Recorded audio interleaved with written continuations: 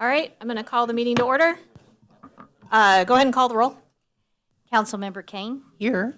Councilmember Alvarez. Here. Councilmember Wells. Here. Councilmember Larson is absent tonight. Councilmember Click is absent tonight. Councilmember Saper. Here. Councilmember Bailey. Here. What am I missing? Councilmember McGrone. Here. All right, now we're going to do the Pledge of Allegiance led by Councilmember Kane.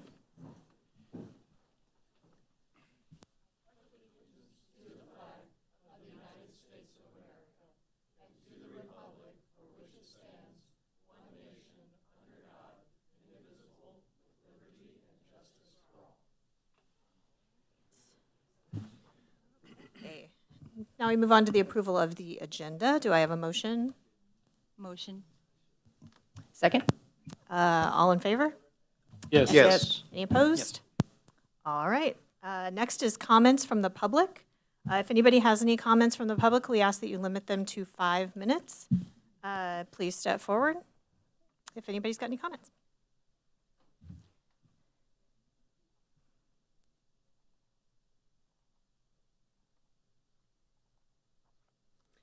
Hi. I have just made a brief comment. I wanted to do this last year, but lost the nerve, so here I am. Excuse me. Okay, good evening and hello. My name is Tara Jean King. I have proudly called Northtown home since 2015. My husband, Thomas White, and I are homeowners near 21st and Erie, and we got married here. We love this community. We feel very fortunate to call it home. We also share it with a delightfully opinionated pug who, if you've met out on our walks, is running a campaign for mayor. I do want to sincerely thank the real and current Mayor Smith for his nominating me for another term on the Tim C. Crummett Charitable Funds Project Committee, and thank the council for the opportunity to serve this past year. I see several faces here tonight that I know as neighbors through my work in the community or through this committee. Those relationships have deepened my roots here and honestly, my courage to keep showing up and speaking up. As a queer, creative, neurodivergent person and admittedly a bit of a social anxiety ninja, this committee has given me a wonderful opportunity to put my education, creativity, and commitment to work in a way that benefits our community and fills me with civic pride and gratitude. It has not always felt natural for me to show up in rooms like this, but every time I do, I think about future generations of odd ducklings who may be watching, wondering if there's a place for them here too. So I hope that by showing up, speaking up, and participating, they might see that there is. Local government belongs to all of us, and our communities are stronger when more people believe their voices are worth bringing to the table, especially those who may not always see themselves reflected in the room. This past year, alongside some wonderful individuals and organizations, we as a committee launched Civic Canvas, bringing together city resources, local businesses, and our education partners to highlight the voices and creativity of area students. I smile every time I pass one of those boxes. Those students took something ordinary and made it personable, visible, and meaningful, and their stories and their art are going to stick with me for a long time. I believe the best way to show love for your community is to leave it a little more beautiful than you found it. Sometimes that's through a mural, sometimes it's planting a tree, and sometimes it's creating an opportunity for someone else to share their voice. And sometimes it's simply choosing to invest in the place you call home or showing up and participating in local government. That's something I hope to continue doing both personally and professionally. I am the lead designer and showroom manager for Cabinet IQ, and our flagship showroom is opening August 27th in Lee Summit. While that's not here in North Kansas City, I am hopeful that in the next few years, we will have an opportunity to bring that Cabinet IQ presence to Northtown as well. I'd love for my work to continue being another way I contribute to this community, whether that's through design, public art, supporting local businesses, or simply helping make the places we live a little more thoughtful and beautiful. So thank you to the mayor, council, city staff, my fellow committee members, and community partners, and every resident who chooses to invest their time, talent, and creativity in North Kansas City. I have genuinely been humbled and honored to serve in this place I'm lucky enough to call home. Let's continue to steward our community and leave it a little more beautiful than we found it. Thank you for allowing me to be part of this.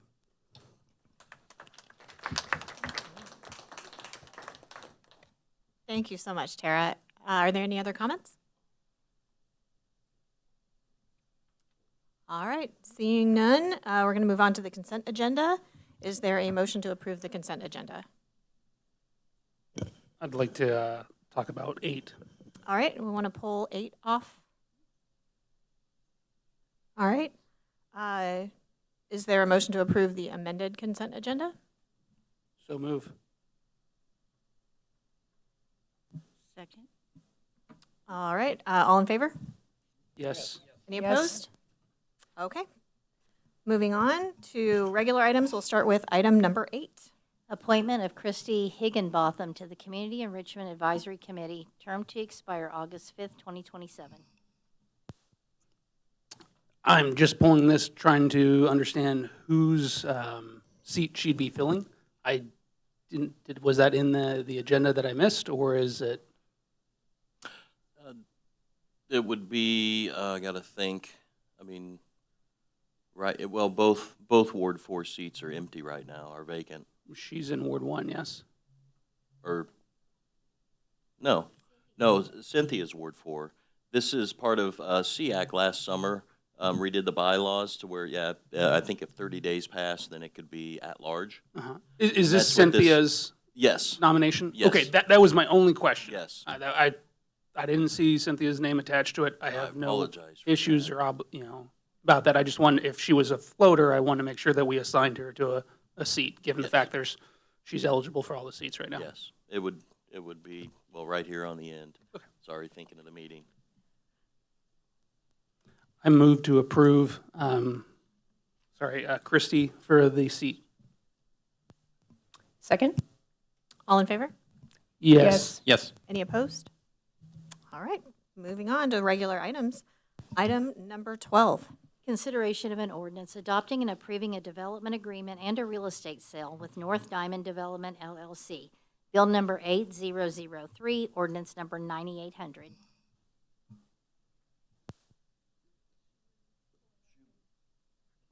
Good evening, Mayor and Council. Before you today is a development agreement in real estate for purchase agreement with One North Redevelopment Area, and it is, the applicant and partner is actually going to be developing a Chipotle. I'd like to introduce Chuck Zug, who is here with us this evening, and he's going to give you a presentation. Thank you and good evening. My name is Chuck Zug, as she said, and I'm the managing member of Diamond Development LLC. And I'm very happy to be here to present potential Chipotle for One North. We've been working on it for 3 years, and the time has come. A little bit about myself. I've been in the commercial real estate industry for 30 years, and of that 30, I've been representing Chipotle for 28. Little known fact, Chipotle came to Kansas City. The first expansion outside of Denver was Kansas City. And since 1998, I've personally done over 80 deals with Chipotle, and about 7 years ago, they allowed me to start developing for them. And I've done 10 deals so far and have one under construction in Hutchinson, and would love to be able to get One North under construction as well. So without further ado, it's already switched. Okay, so what we're talking about is the lot, it was Lot 5 when we first originally talked about it, but then Area 7 in the RFP from last summer. It's just south of Meyer Roadies. It's 1.01 acres. This is the proposed site plan with input from the city. We've gone through a number of edits, but this is the most recent. We did have a pickup window at one point, but now we have taken that off. Dungan Design is the architect. They're based here in Overland Park, Kansas, but they work with Chipotle throughout the United States.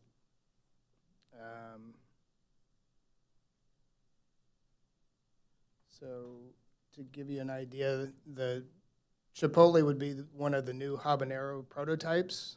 This is a brand new prototype for them. It's 2385 square feet. And with input from the city, we actually have upgraded the architectural finishes. We've incorporated some stone and smoothed limestone, and it's just not ephes like what was proposed originally. There'll be 36 seats inside the restaurant and 16 out on the patio. I've attached this picture because this is an actual habanero that it had just opened in July. The rendering, some people have a hard time understanding what the building would look like, but this is an actual building in Hudson, Florida that just opened in July. I think that's all I have, and if you guys have any questions. All right, are there any questions? All right, do we have a motion? First reading. Second. All in favor? Sorry. Yes. Yes. Yes. Any opposed? All right, Thank you for your time. thank you. An ordinance adopting and approving a development agreement between the City of North Kansas City, Missouri and North Diamond Development LLC for a certain development project in the city, and adopting and approving a real estate sale and purchase agreement between the City of North Kansas City, Missouri and North Diamond Development LLC. Excellent. Is there a motion for the, Yeah, I move that bill number 8003 be placed on second and final reading and passes ordinance number 9800. Second. call the roll? Councilmember Kane, Yes. Councilmember Alvarez. Yes. Councilmember Wells, Yes. Councilmember Saper, Addendum, we've been working on, council says this is actually a case where I agree and we'll say yes when I finish. But for those watching, it's going through very quickly, but we've been working on this for years and have been through many iterations, and we think we've got a great partner. Now I will say it. Yes. Councilmember Bailey, Yes. Councilmember McGrone. Yes. An ordinance adopting and approving a development agreement between the City of North Kansas City, Missouri and North Diamond Development LLC for a certain development project in the city, and adopting and approving a real estate sale and purchase agreement between the City of North Kansas City, Missouri and North Diamond Development LLC. All right, moving on to item 13. Oaks Auto Plaza redevelopment and expansion project financial analysis presentation. Good evening, Mayor and Council. A while back, you heard a presentation from Oaks Auto Plaza about a redevelopment that they are considering. They did approach the city asking for a Chapter 100 plan consideration.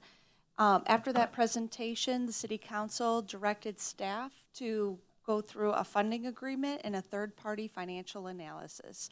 Our partners at Columbia Capital have completed their their independent financial advisement, and they are here to present on the findings.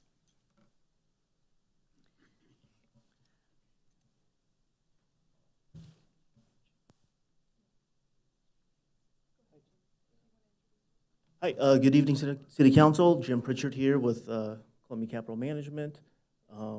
Happy to be here. Oh, there's my presentation. I thought a different one was up, so. Thanks for having me. So, as was stated, we were asked to perform a financial analysis of this incentive request from Oaks Auto, which we have done. So, really the basis for our analysis is to answer two main questions. First is, does this project require incentives to be financially viable? And two, if so, is the level that is being requested, does it appear reasonable or does it appear excessive? So before I get into that, just a quick, super high-level view of the project. $32 million total investment, impacting 86,000 square feet. This is a new Kia dealership. It's also doing major renovations on existing facilities there.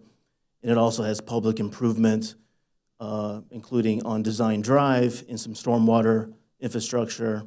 And if it goes forward, it's expected to be completed in 2027. The incentive request has two pieces. The first piece is a Chapter 100 sales and use tax exemption on construction materials. We value that to be about $350,000. The second piece of that is a Chapter 100 real property tax abatement.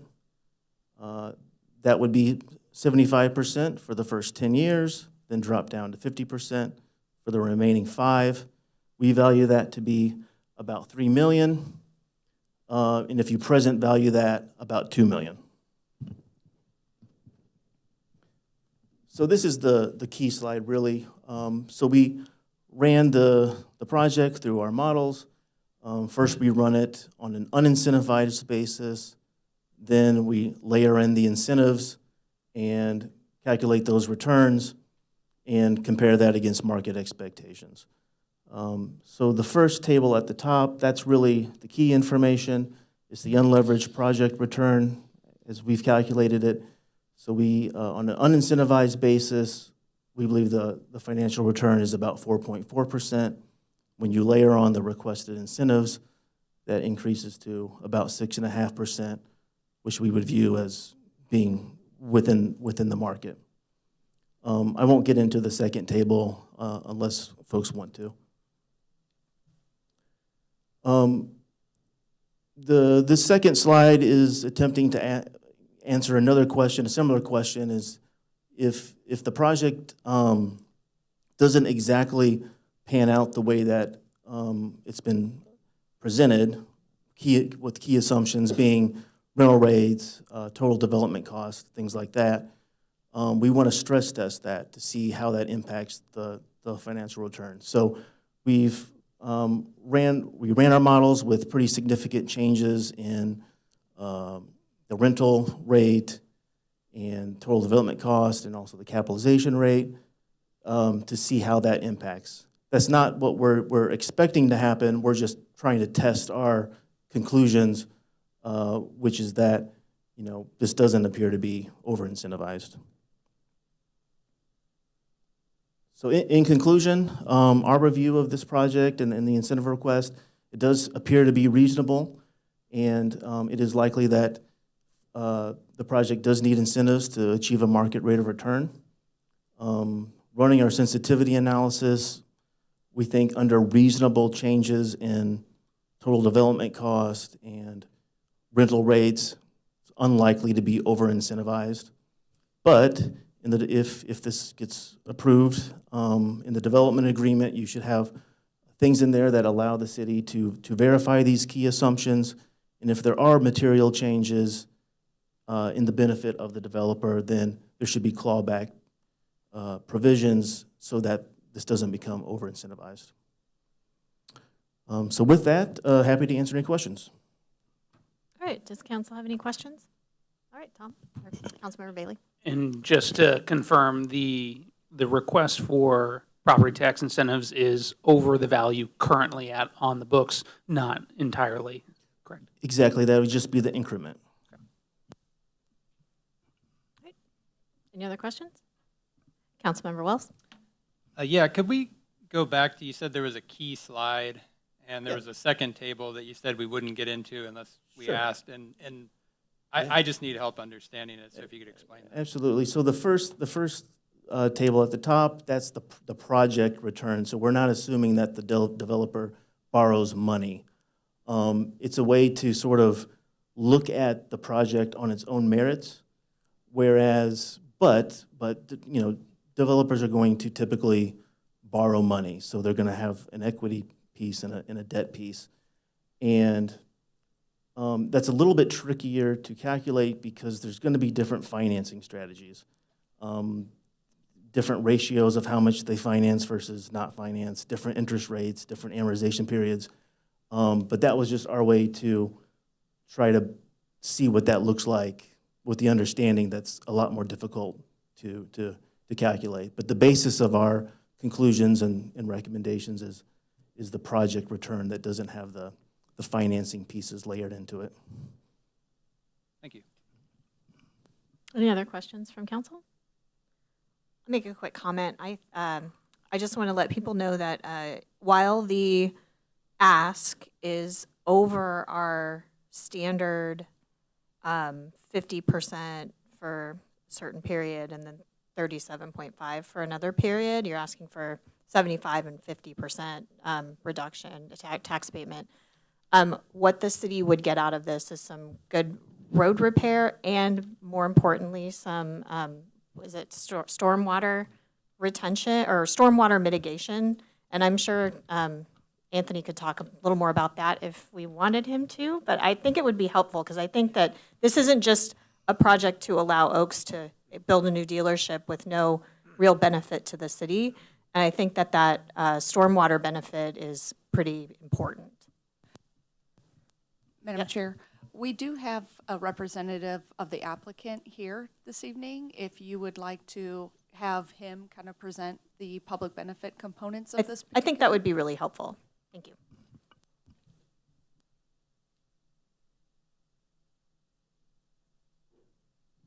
Hi again, everyone. Test, test. My name is Kurt Peterson. It's nice to see you all again. I'm here with Dan Oaks in the back. I'd be happy to address that question about public benefit. You already beat me there. Slide 9, is it slide 19? Maybe if it's the one we did today, maybe a little farther. If not, it's no big deal. But if you go to slide 19, it'll specifically have what I was going to speak to. So we can divide it up to, it was right, into public street, beautification, functionality, and then really flood mitigation, stormwater detention. So starting with the street specifically, and is that way you're giving me a picture? Okay, we're about, we can go to the picture too if you're visual, but at least on the design drive, it's nice to, so you can see,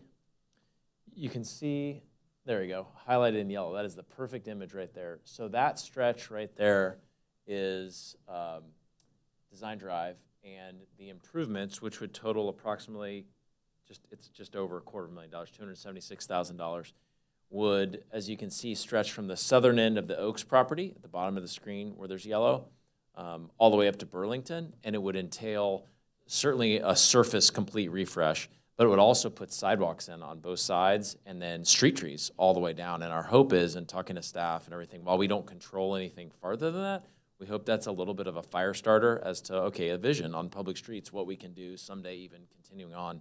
So that's piece one. Piece two, which is even much more extensive in terms of capital investment, has to do with flood mitigation. And why it was funny, when I was preparing, I thought, okay, what's my image going to be for the detention? And I went, oh, it's underground detention.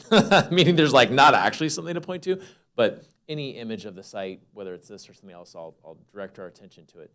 So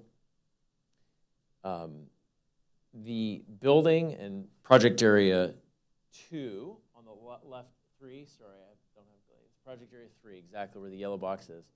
Is that you driving, Kim? Because who's ever driving is doing it perfectly. You're like, before my thoughts get there, you're actually where I'm going.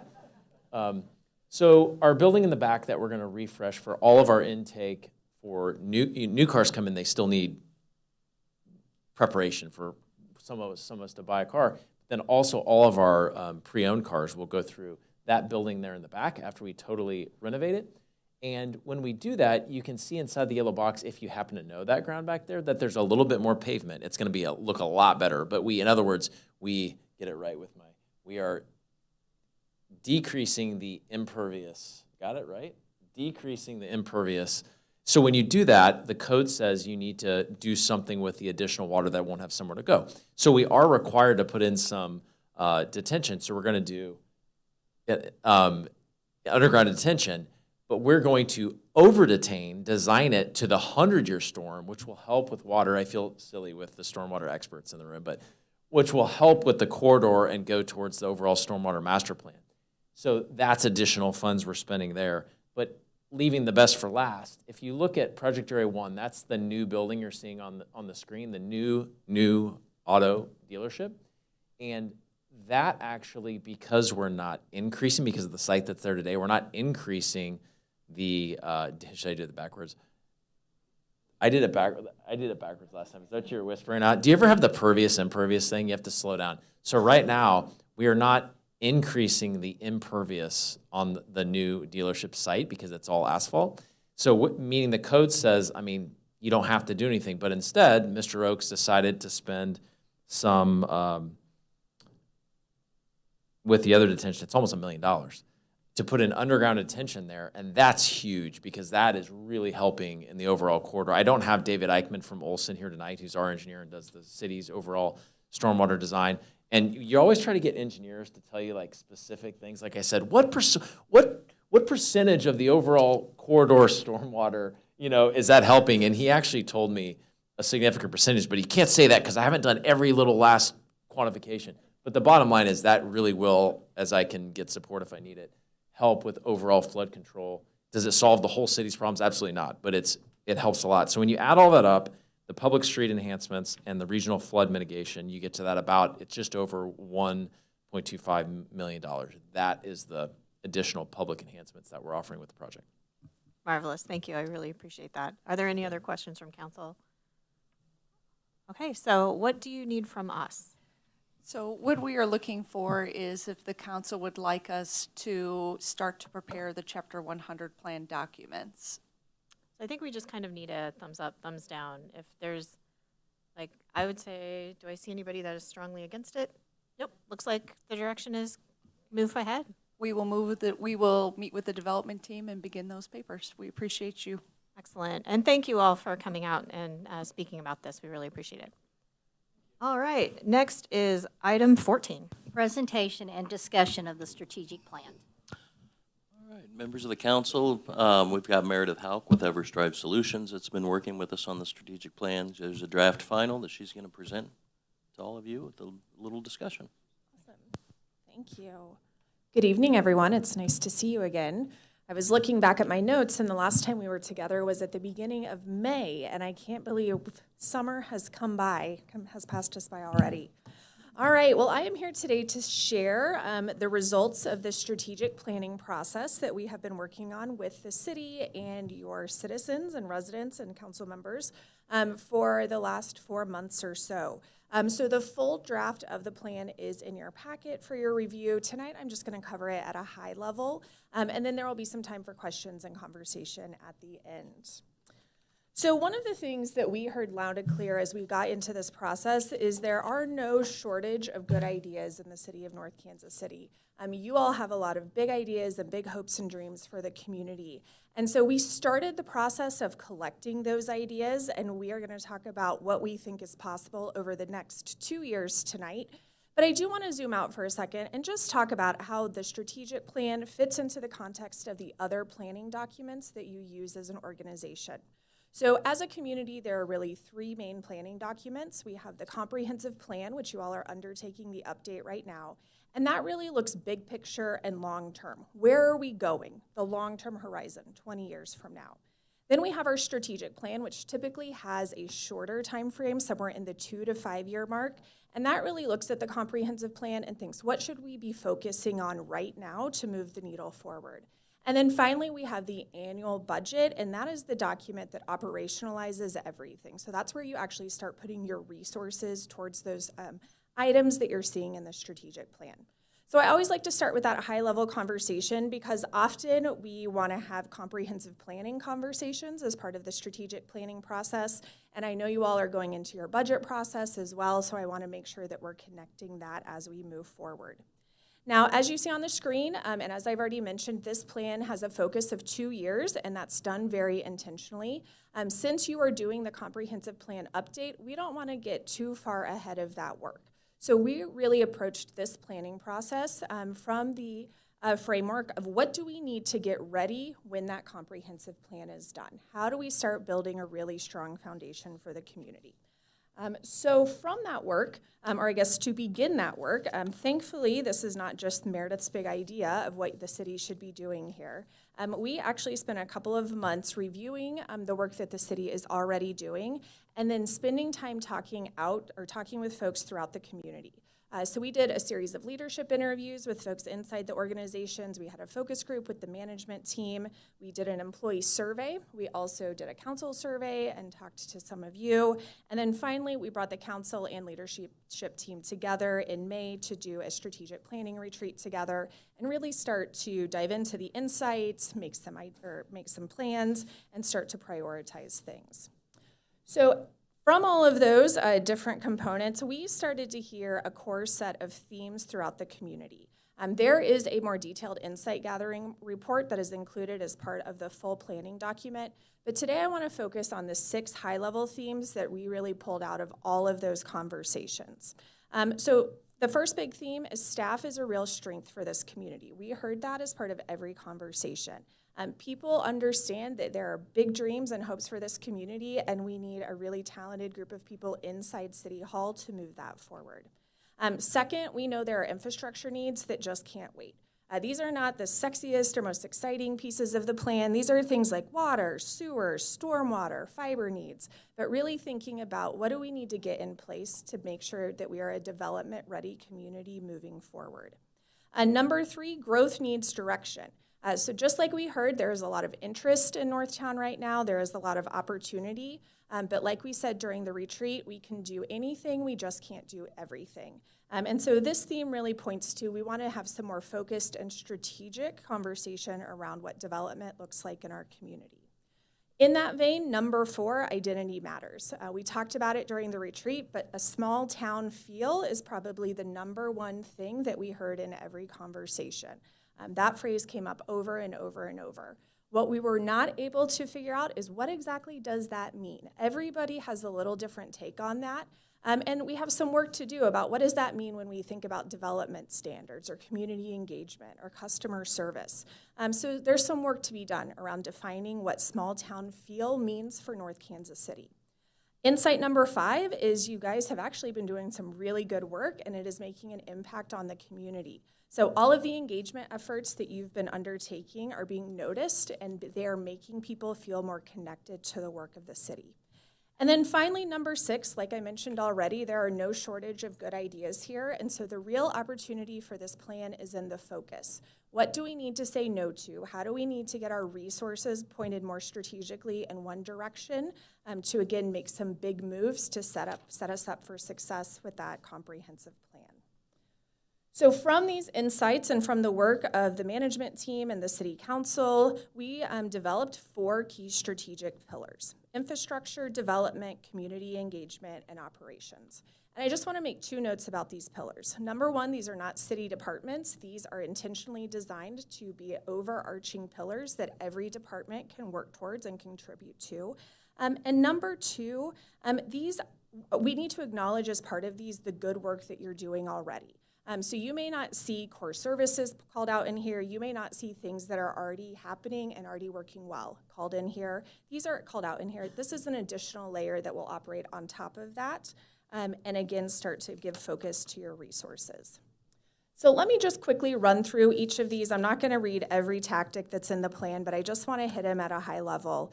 So the infrastructure pillar here is really focused on making the community or getting the infrastructure in the community investment ready when we have these other projects coming through with a comprehensive plan. So we have 3 goals as part of this. Number 1, we want to create a good roadmap for that infrastructure investment.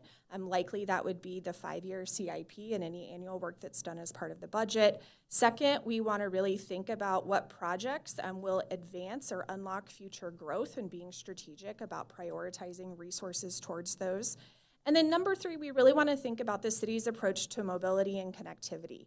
We talked a lot at the retreat about understanding that this is one community in a metro area and we need to think about connections to our neighbors and how do we get from one side of our community to another side of the community. And so there's space in this plan to really start exploring that. And then finally, for every pillar, we have these markers of success down at the bottom. And each pillar has 2 buckets of success. The first are the metrics, and these are the data points that we want to start to measure. It is important to note that we are not collecting a lot of these data points right now. So part of this work is just getting baseline measures established and starting to figure out how do we actually collect this data. And then with each pillar, there's also this second bucket, which are projects completed. And this is like the literal checklist of things that we want to make sure that we accomplish over the next 2 years. Next up, we have development. And this pillar is really focused on the growth that is happening in your community. First up, the number one goal is really hitting on defining that identity. We need to address what small town feels like before we can make other decisions. We talked with the staff team this morning, and there is a great opportunity to loop in the work that's happening as part of the comprehensive plan update to help define that. So we're going to start exploring some opportunities there. The second goal here is acknowledging the work of the comprehensive plan update. That is an incredible effort and undertaking by a community, a multi-year process. And so goal number 2 is really focusing on completing that plan and beginning to implement it and use it on a daily basis. And then goal number 3 focuses on enhancing the city's economic development efforts. And this goal is focused on positioning you all as a connector and a resource, not necessarily as the number one person that needs to be doing the economic development work. So how do we use our neighbors and other organizations that are working in this space already to do more better together? And then markers of success down at the bottom, so you can see just getting some of these projects done and plans move forward. And then projects completed, it's getting the Northtown 2040 adopted, getting that shared identity adopted, and then you can see identifying development partners specifically for One North and getting the redevelopment plans done in that area. So some good specific goals there to accomplish. Next up, we have community engagement. And community engagement pillar really focuses on building upon the great work that you are doing in this space already. What we heard in the conversations, though, is there's an opportunity to be more strategic, that every department is doing community engagement a little differently. The council and mayor are doing community engagement a little differently. And there is a lot going on, and it's a lot of really good things going on, but there's an opportunity to streamline, to be more efficient, and to use resources better. So the first goal that we have there is to just really figure out what we're doing already in this space and create a strategic community engagement plan moving forward. The second goal is focused on improving transparency and communication. That's both internal to the organization and making sure that decisions and information is communicated down through the organization better. It's also focused on being more transparent and communicating better throughout the community externally as well. And then finally, you see a focus there on building stronger relationships with the business community. This is called out specifically for 2 reasons. Number one, you are doing a ton of work already with the residents in town, and we think there's an opportunity to loop in the business community more. Number 2, we need to recognize and acknowledge the big impact that the business community does have on the tax base in town. And so there's an opportunity to engage with them more and start to loop them more into the process and into the conversation. And then the final pillar here is really focused on what's happening inside of the organization, on operations. In this space, we have focused on 4 key areas. Number 1, strategic communication and alignment. Again, are we communicating throughout the organization, and are we actually using the strategic plan on a regular basis? Number 2 is making the commitment to align operations and budgets with strategic priorities. This is the one we put in there as the check. If we're going to do the plan, we want to make sure that we're holding ourselves accountable to actually using the plan. Goal number 3 is focused on modernizing systems and improving organizational efficiency. We have a lot of ideas from our staff conversations of things that we can address to make things operate a little smoother and a little easier throughout the organization, specifically focusing on technology, financial controls, and administrative processes. And then finally, we want to continue to build the capacity needed for the future as we are looking at the staff team. So identifying some of those core positions that we need succession plans for, thinking about workforce development, retention efforts, and whatnot. Okay, so I know that's a lot of Meredith talking up here, so let me stop there. I would love to dive deeper into any of these aspects for you or answer any questions that I can. Are there any questions from council? Councilmember Kane? Thank you, Meredith. I appreciate it, and I appreciate all of your time and getting to work with us as a council and with city staff. I really appreciate that. I just wanted to call out some things I really liked, and, maybe if members of council have, items they kind of want to discuss too. But from the development perspective, the Northtown identity framework, like that is something that absolutely comes up a lot in conversations with the community. And I think it could really help inform the development piece a lot more, especially when it comes to topics like housing, when it comes to topic like, what business we want to attract in the community, and how to align that with what people already really enjoy about North Kansas City. Sometimes that feels like a conflict in those conversations, and I don't think it has to be. It shouldn't be.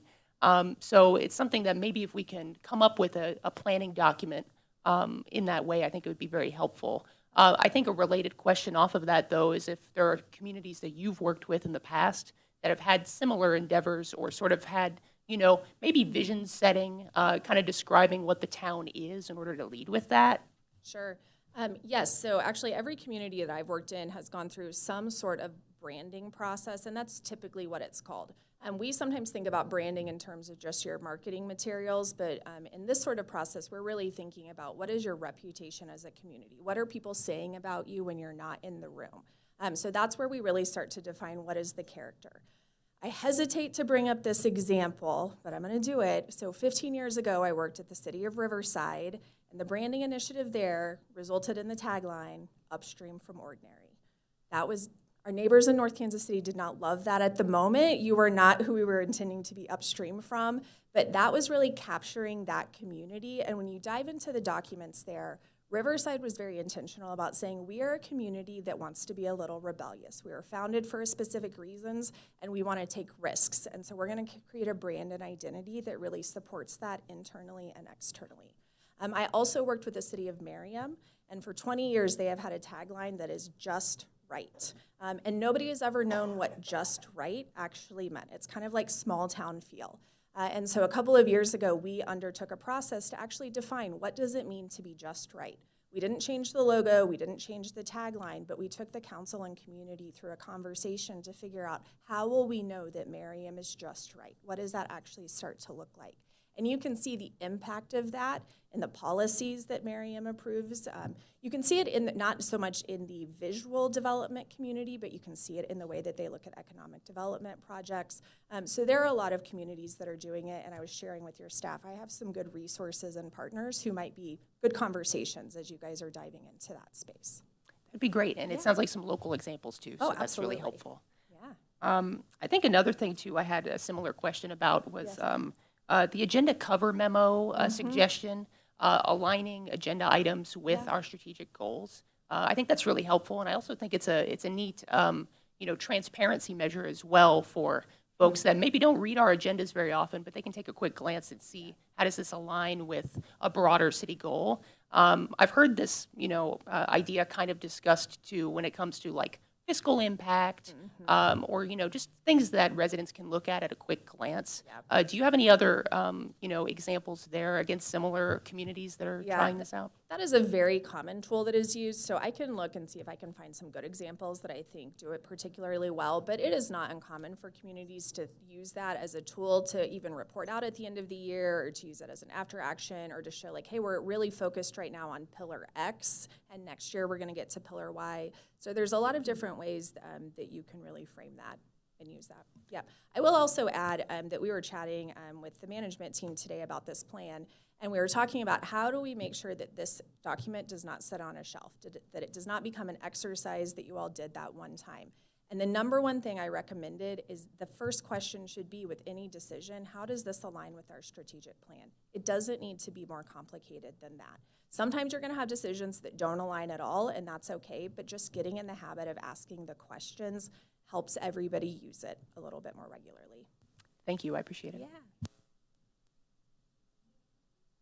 Sorry. Any other questions? Councilmember Wells. So trying to understand, so the strategic plan informs the master plan or Northtown 2040, if we want to call it that. Is my understanding of that relationship? It actually they goes sort of the work in- other way. Other way, Yeah, okay. so typically, once you have your comprehensive plan, then you work from that to develop the strategic plan. Okay. Since you're in the comprehensive planning process right now, we didn't want to wait 2 years to have that plan and just kind of be, operating as business as usual. So this is a more focused plan that is like operating in the interim. Once you have that comprehensive plan identified, part of the work of that is figuring out what do the first few years start to look like. Okay.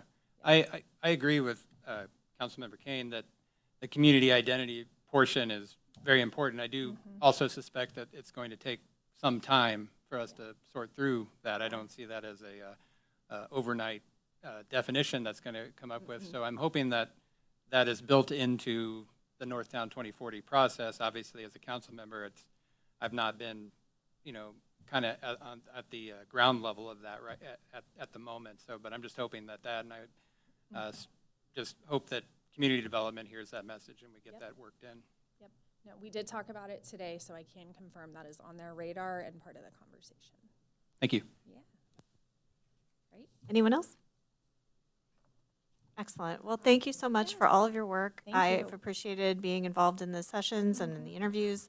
I think that the work that you've done here is really impressive. I think that if community members are curious about how communities and organizations in general kind of focus their efforts on what it is that they want to do, please take a look at this document. I think it's really well prepared, and I think that it gives a good overview of we've got these big bucket things, and then here's the tasks kind of that we need to do to achieve that, and here are the measurements we're going to use to see if we've achieved those goals. So overall, I think it's really good. I know we've got a lot of work to do to figure out where we start and Yes, what now metrics the we fun want to use begins. and all of that, but I look forward to continuing down this path. For city staff, is there anything that you need from us? Yeah, actually, the first would be more or less a thumbs up to bring it back with a resolution to adopt it, if that's council's wish. And then I looks would like add it some is. comments that some of these, the agenda form is in the works. A lot of these things, I mean, kind of, going through the process, getting to this point, we've already started on a lot of them to a point where they could be altered if needed. But just to let you know, we're already running on the ground. Yeah. But thank you for all that. And yeah, if there's kind of a thumbs up, then it'll be Got back. two. It'll be back on the 18th. That in sounds fantastic. Resolution for it. Thank you. Excellent, excellent. And I also just want to comment, I do love the approach of every time we make a decision, thinking, where does this fit with our strategic plan and ultimately with our master plan? So good way to kind of frame our focus. So, all right, next up is item 15. Northtown Days presentation and request. Good evening, Mayor and Council. I'd actually like to call down Councilmember Wells, who's going to kick off this presentation.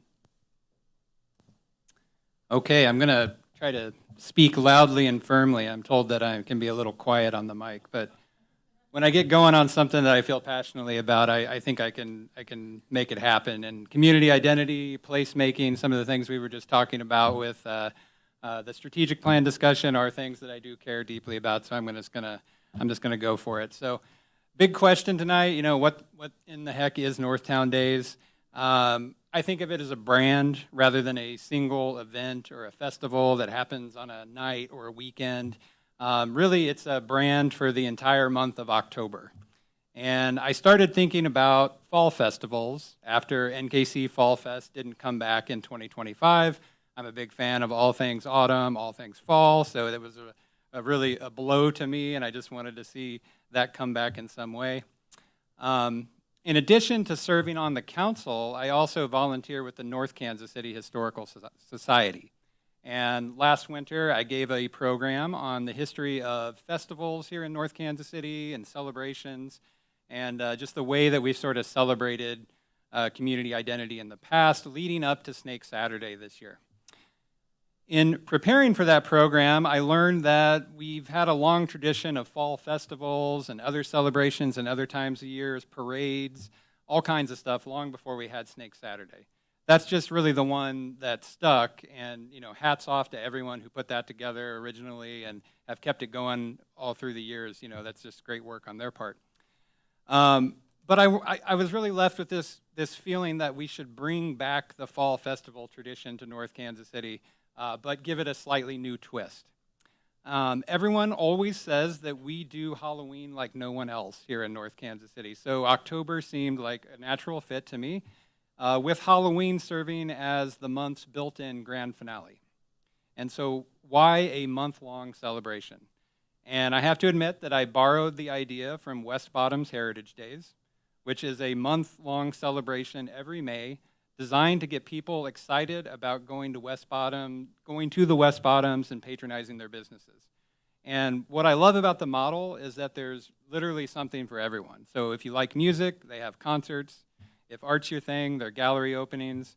There's charity runs, bike rides, architecture tours, history programs, food festivals, you name it, they have it going on in the West Bottoms in May.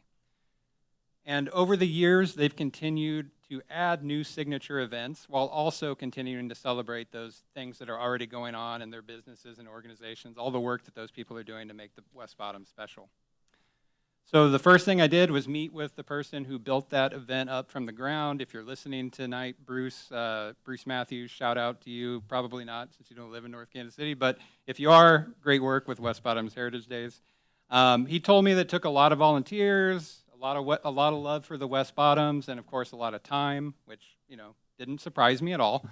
But then he said something that did kind of surprise me. He said that he wished that when they started to build that festival up, that month-long celebration up, that they had as many things going on in the West Bottoms that are already going on in North Kansas City. And that if we were to do something like that here, we'd have a tremendous head start. I happen to think he's right. And that brings me back to my other source of inspiration, which was Snake Saturday. While researching my presentation, I learned that Snake Saturday began as a simple St. Patrick's Day party at the American Inn Motel out on Armour, which back then was called the Roadway Inn. And they had a parade in the parking lot. And the local lore is that Mayor Clark Ferguson went down, saw what they were doing, thought it was a good idea, and invited them to come downtown the following year. That would have been, I believe, 1985. And I love the story because it reminds us that sometimes the stickiest traditions, the things that really last, have humble beginnings with just a few people with a good idea and the dedication to do the work that needs to get done. And that's the spirit I hope that we can capture with Northtown Days. So let's celebrate the things we already love about North Kansas City while creating some new traditions of our own. We definitely have people who love the community. We have volunteers who are willing to step up and do work. And most importantly, we already have a lot of cool stuff happening in October. We have events going on at our local businesses. We have Northtown Supper and volunteer organizations that are hosting programs. We have football games and the homecoming parade. We have wonderful parks and rec events. And of course, we have Halloween night. We could have an incredible Northtown Days in year one with just these events if we wanted to. But like our friends in the West Bottoms, we can add new events year after year.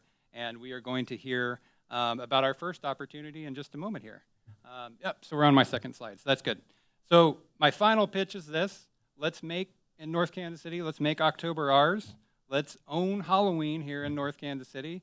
And let's finally make our unofficial Black Squirrel mascot official and build something around that too. And I just want to say that this is not a me thing, it's a we thing. It's going to take volunteers, ideas, partnerships, and a whole lot of love for our community. So if that sounds like something you want to be a part of, I'd love to hear from you. Shoot me an email that you see there on the up on the screen, or you're welcome to stop by one of the 2 North Kansas City Historical Society events that we're holding at the library in August. And that's all from me, so thank you very much.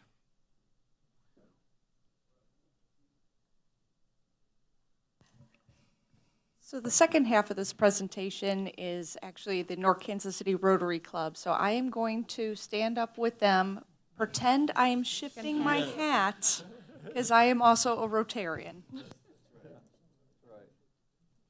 Hi, good evening. My name is Emily Morgan. I work in North Kansas City, and I just want to share just really quickly a little bit about your North Kansas City Rotary Club. Just over a year ago, the North Kansas City Rotary Club was really defunct. I think there was one member left of the Rotary Club. And if you know anything about Rotary clubs, which prior to just over a year ago, I didn't. I really kind of thought it was just some dudes in like church basements. But after discovering a little bit more about it, wow, it's a really great organization that gives back to the community. And over the last year, your North Kansas City Rotary Club has grown from 1 member to over 50 members. We went recently to the president and president-elect statewide convention for Missouri, and we were the poster children of the entire convention. The North Kansas City Rotary Club is pulling in members where other Rotary clubs across our state, and quite frankly our nation and internationally, just aren't seeing. It's actually interesting to note that our incoming international Rotarian president is from our community. And he's come to our club and he's very impressed. And so I will say that I think the reason why your North Kansas City Rotary Club is so successful is your businesses want to come together. Your neighbors want to be together. We have our North Kansas City Biz Council. They do wonderful, wonderful events, opportunities to network. Your Rotary Club does those things, but then also gives back to the community. As mentioned, we heard about the Northland Days Festival, and we're really excited and tried to think about different ways for the Rotary Club to get involved. And again, as a Rotary Club, we want to give back to the community. We need to do that through fundraisers. And so came up with the idea of an Oktoberfest. I'm going to pause here and look and see if there's anyone behind me. There's more. You can talk through it. Okay. You can talk through it too. Again, I wanted to do the high level. Kim Nakahodo, Rotarian at the moment. So what they are presenting is really, it's been patterned off of, as Councilmember Wells alluded to, we've had Northland festivals, we've had fall festivals. So a lot of it is what worked well from those prior experiences and what new twists can we put on it. So what is before you today is for October 10th from noon to 6, kind of going off of what we learned from the Swift Kick of what worked and what we would like to see in the future, is a 2-block festival on Armour, which is in the heart of our downtown. So it would be in between Swift and Fayette. And it's really in front of a lot of our businesses that cater, that would be excellent partners. One of the things is Screenland Armour is going to be one of our partners. They are looking to partner with us on the liquor license component, as well as the food component because of, and I hope everybody has gone down to the new Latte Life. But the kitchen, they have a commercial grade kitchen, and we'd be able to actually supply the festival with food from that commercial grade kitchen, kind of learning what we have learned off of our Swift Kick and working with our partners at Clay County Health. So can you advance the next slide? So kind of some of the things we are looking at, again, is learning what worked really well last time is live music and entertainment, a craft beer garden, traditional Oktoberfest food. This would actually be the fundraising component that was alluded to before for the North Kansas City Rotary Club. It's really patterned off of the library, or the Liberty Club.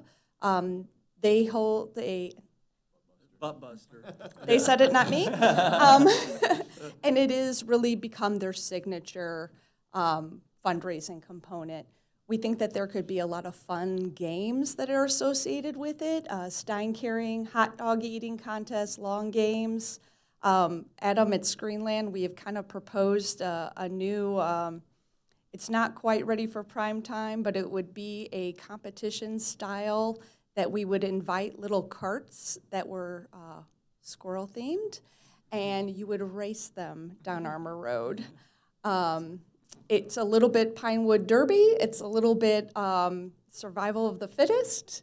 But you would actually make carts, and we would set up a track down Armour Road, and anybody in the community, there would be 2 different brackets by 8, one a kiddo division and one an adult division, and it would be let the best cart win. Humans are not in it. We are not putting people in there, although Councilmember Wells, boy, we did look at those bud races quite a bit. But we decided the insurance policy would frown on us. So we are thinking of unmanned carts about yay size. Should the city council move forward, we would be doing kind of a test run of that so that people could kind of get an understanding of what we were looking for. And again, going off of, especially coming hot off of the Swift Kick, a lot of the things that we heard during that community was, and it's something that was said to me personally, of what we really loved about this festival is it felt like it was by us, for us. And some of the community feedback items that we had heard was, we love this, we want more of this. Something that brings us together, something that feels truly Northtown. So really, we took a lot of those comments when we were trying to put together this proposal for an event that really felt by us, for us. And a lot of it was informed off of what Councilmember Wells kind of talked about, is that Northtown Days.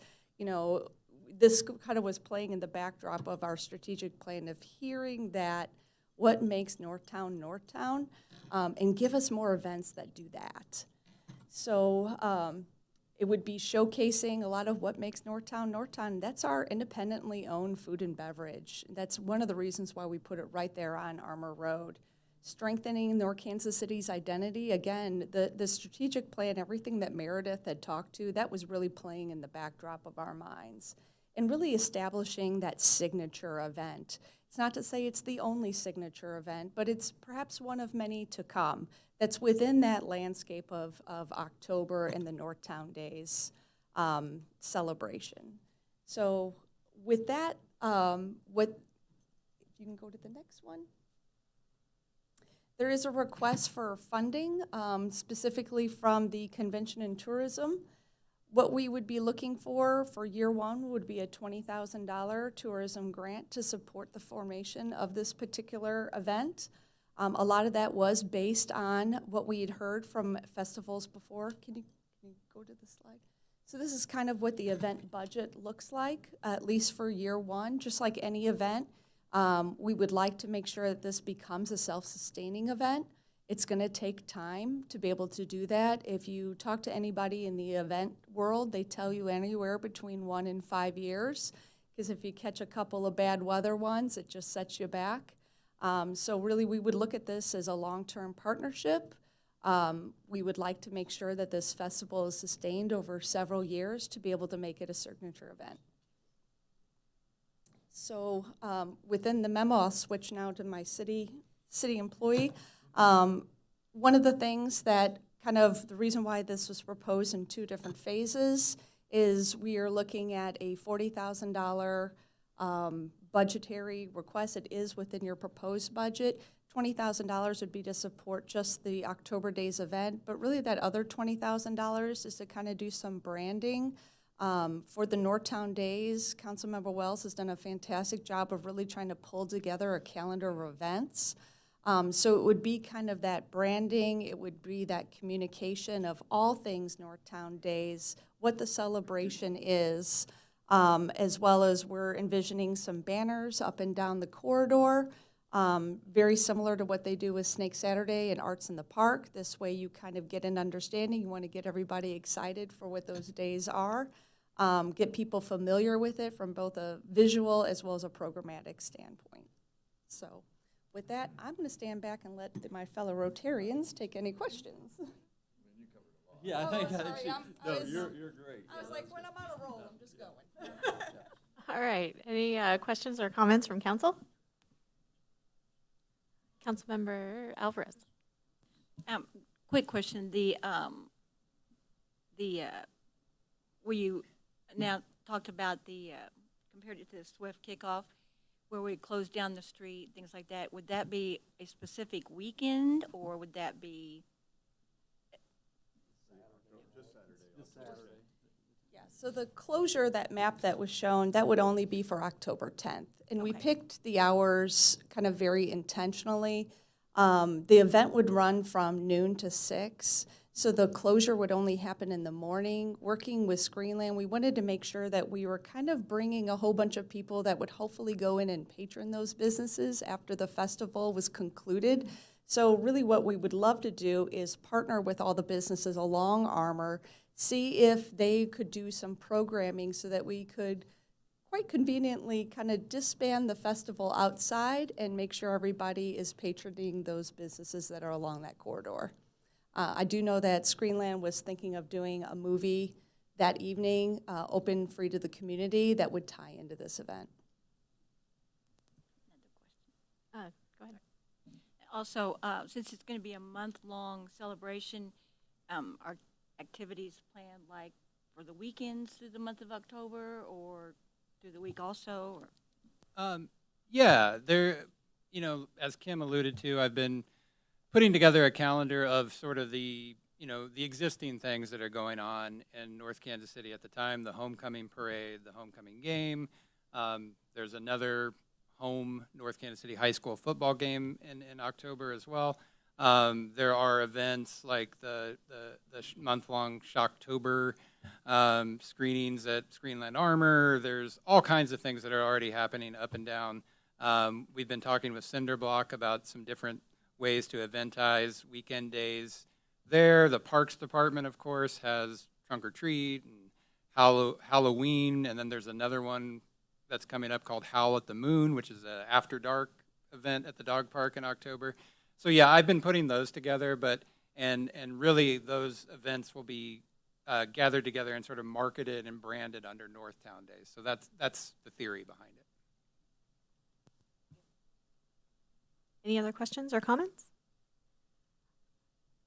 I love this idea. Oh, go ahead. Councilmember Kane. Oh, thank you. I just wanted to give my compliments on the branding. I think my jaw dropped when I first saw the badge logos for this, so this is so impressive. And again, of course, huge kudos to Councilmember Wells for kind of galvanizing this idea and taking it and running with it. So I appreciate your work. I think it's fantastic. I'm really excited about it. Any opportunity to showcase our black squirrels, I think, is phenomenal. Obviously, I love North Kansas City, and October is a wonderful month here. And we actually moved to Northtown on Halloween in 2018. It was like moving into a movie. It was just, there were people and kids. I mean, there was somebody in the middle of our street having a bonfire. It was great. It was amazing. So the more people who can come and experience that, I think the better. And the whole month is going to be really fun. So do you need anything? I know you need something from us, but what do we need to do? What we would like for this, if council's agreeable, we would work on a contract for services, much like Northland Festivals when they put on the request is $20,000, so that's the question to council. I will say in the budget that we're going to discuss next, there is a presumption, but for Northtown Days, there's a total of $40,000 budgeted for the just so if you guys chose to do all this, you could see how it affects everything. All right. Is there everybody thumbs up, thumbs down, head nods? Looks like we're all on board. We'll come back with a contract. Forge ahead. Thank you. Yeah. All right. Next item is item number 16. Fiscal year 2027 budget discussion. I'm going to let Nick jump in here. I would like to start with a quote of a comment made at the last meeting. If I may, kids, we're having spinach tonight. It's going to be really good. No, that's, I was telling Councilmember McGrone that I almost put a spinach can on the cover. That was a great comment. And I do like spinach. Okay, 2027 budget. We're gonna go through it. Our plan tonight is I think we've got a total of 9 or 10 slides, but we're gonna go through the overview. Nick and I are gonna kind of bounce back and forth, and then really open it up to questions. But as you've all seen, I sent out a couple emails yesterday with some questions. I sorry, I have to think if I sent one today. I know I replied to one council member. I don't remember if I sent it out to everybody. I did, thank you. It's been that day. So trying to keep you all up on, if one council member asks it, then others most likely are thinking it as well. So getting those answers out to everybody. But, Nick, are you ready? We're just gonna kind of go back and forth and then open it up to questions for all of you. First slide, kind of the budget at a glance, $117.8 million budget. Now, if you take out the interfund transfers, roughly $21.8 million, that gets you to a $96 million operating and capital budget, which for a town our size is, I will tell you, is unheard of. So that speaks to the strength of North Kansas City. I've heard one of our engineering firms will often say that we punch above our weight, and I would say we do it really well with the help of everybody. The other part, the general fund balance, as proposed right now, will end at $23.2 million, which will be 97% of our general fund expenditures. That's a good spot, and I will stress again. You'll hear it again later, but right now the general fund is. I want to say it's to the positive. With this budget, to the positive at the end of '27, $17,237, which, as those of you that have been here, last year and then previous years, it's been a long time since we've had a zero or a positive number budgeted. Now, we've always come out okay, but I want to compliment staff on that. And then staffing, as you'll hear a little bit later, this includes, we're losing, well, it's decreasing 3 positions, but adding, we got to think 7. So a total of adding 4. But we're doing that, all but one of the positions are in the general fund. So it's still being done with balancing, or, say overbalancing the general fund. So again, that's impressive as well. I mean, that's a testament to the staff. So budget highlights. Again, the balanced general fund. You might hear that a few more times tonight. Sorry, but we're proud of that. I mean, that's a big thing. Then comprehensive department budgets. One of the things we've done is moved capital from just one capital tab to the departments. As you go through the budget, you'll see the narrative, the actual line item budget, but then a capital page as well. We've done that. We've done that with insurance as well. Split that. Health has been that way, but for property liability, all that type, we've moved that to the departments as well, just to give a kind of a little more clarity on what the departments cost, the O&M and everything. So that's the difference. We have strategic transfers in the budget, capital transfers from gaming to general fund. However, I will say that the general fund is paying for some of its capital. It's not all funded by gaming. So that was a good plus. I got to think through my head. Transportation. Let's see. Transportation. Is it communications, parks, library, and WPC? None of those are receiving transfers from gaming to achieve their budgets, their proposed budgets. So again, that's a testament to them. I'm getting a little off track. The other big thing in the budget that we want to highlight, self-funded health insurance. So we're proposing going from fully funded, where we pay just a flat premium every month, to going to self-funded, to where it's still Blue Cross, it's still the same plans that we have right now. This is through Blue Cross. It's just that on a weekly basis, they'll submit claims as they come in, and we'll pay the claims. We've worked with our broker on this, Lockton, and they've gone through it, and they said, based on our claims history, they, I won't say they think it's a valid thing to try. I mean, I see a possible question coming. Okay, I'll hold. I was going to let, I mean, if you wanted to, while we're on this subject. Councilmember Bailey. How much is that to the positive? Just, it takes one kidney transplant, you know. So it does include stop-loss insurance. There are guardrails on that. Blue Cross is still going to get some administrative fees and things like that, but there is stop-loss insurance to cover items like that. But it's true that 1 year can be rough. Right now, what we're proposing is no increase to the premiums for either the city or the employee. That those will cover what our expected claims are. Now we are budgeting a one-time gaming seed that would get us at 40% reserve. The thought being, though, as we go through the years, the good experience will take care of itself, the reserves and whatnot. But I did mention to the mayor before he left, we were talking about this, and he was fine with it. But I said I say it's a 3-year commitment, but really you need to do 3 years because yes, there could be that one large claim, but it's over the long haul. It's almost like a bond versus the stock market. You gotta. How deep do you have to be in the red before stop loss kicks in? 75,000. Remind me of the total budget line.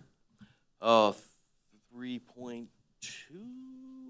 No, wait, maybe 2. Hang on, let me. I have that. If I can get my. There we go. I want to 2.5 million. Okay. All right. Councilmember Alvarez. I'm curious. I guess I don't understand. I'm not familiar. What's the advantage of having the self-funded insurance? What's it? Better cost to the city. We have more control over our plans, and then also better cost. It's a savings right off the bat, based on Lockton's review and everything, and their projections. Right now, we're looking at a 9.9% increase, fully funded. And this would be a 0. But even then, Lockton looked at it and said, yeah, with your claims history, it makes sense to do that. So this would keep the rates the same and the coverage? Correct. Okay. Same plans and same cost.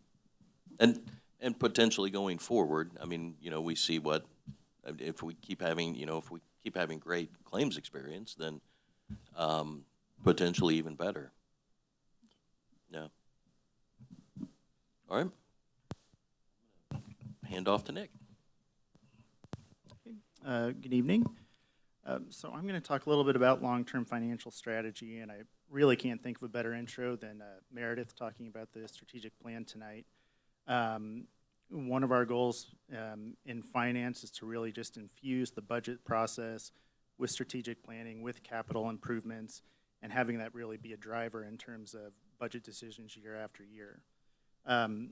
So, some of the things that we've already really kind of been working on with that are in October of this past year, we passed a pretty comprehensive financial policy code adoption, and that set forth a financial reserves goal of 50% for basically all of our operating funds outside of our TIF funds. And as you've seen in the summary of this budget, each fund meets or exceeds that goal. And what that really does is that provides us a really strong basis for, being able to do things like the self-insurance. We have a very strong base that we're working with. We can think really strategically about the things that we want to do when we get into things like, no one wants to say recession, but should those things come up, we are in a much stronger position than just about any other community in this region. When I looked at what some of our peer cities are at right now, they're in their general fund, they're hovering around 25% fund balance, and we have nearly 100%. So again, that provides us a lot of room to think strategically, both about expenditure options. Also, before we get to a point where we really hit a structural imbalance, we can look at revenue options and present those to you well in advance, so you have time to make decisions that you need to help continue to support the city. I'm going to talk a little bit about also our transfer strategy. I think Mike gave a really good overview of that. One of the things that I think really helps with a evaluation of the budget is to be able to see all the departments as they operate. So with our transfers, we've moved a lot of the capital that was in the gaming fund into the individual department budgets, specifically the general fund. You've probably seen in years past, like for water, parks, library, we've already done that. But the general fund has always been more focused on operations, and then the capital becomes a different discussion. So with this budget, and I think budgets moving forward, you'll be able to have that conversation together and really see how the departments operate. So the gaming fund essentially operates as our capital fund, and so that provides support for most of the major capital projects that we do, specifically like our water projects, maintenance at the community center, and then as Mike was talking about, this provides us a seed for that health insurance reserve fund so we can really evaluate it properly. And then parks, library, transportation, convention, WPC, all of those are budgeted as self-sufficient for FY27. Pass it back to Mike. Okay, I'm going to touch on personnel in a little bit. We kind of got into the health insurance already, so I'll lay back on that unless there's more questions. But on the personnel, I mentioned that we're going from, or proposing to go from 204.75 full-time equivalents to 208.75. Those positions, human resources generalist. Right now, we have one human resources per person for 208.75 full-time equivalents. Talking to our peer cities and whatnot, I mean, I don't know that anybody's over 100. I think 96, I heard one city. But they have, that's the ratio of 1 to 96, but they have more employees than us. So, I mean, they still have the help. Budget management analyst, what that is we want to hone in on procurement, and then some of our insurance. But the big thing is grants management, the procurement piece, making sure things go where they're supposed to. We have the new policy that was adopted last fall. There are a lot of steps to it. Somebody with more focus on that, hey, here's our context. Did you get your 3 bids? I mean, just helping with the whole process. And then, of course, the budget piece of it. Fire training captain. I apologize, on the slide we left out training, but it's for the training aspect in the fire department to assist with that. And then 3 contingent firefighter EMTs. This is with the SAFER grant. So this is the piece that if the grant's not awarded, they get pulled out immediately. And then a water utility maintenance worker. They get called in quite a bit. So they've been asking for this. We put it in the budget and looked at it, and it works. But they're also wanting to look at, with this, look at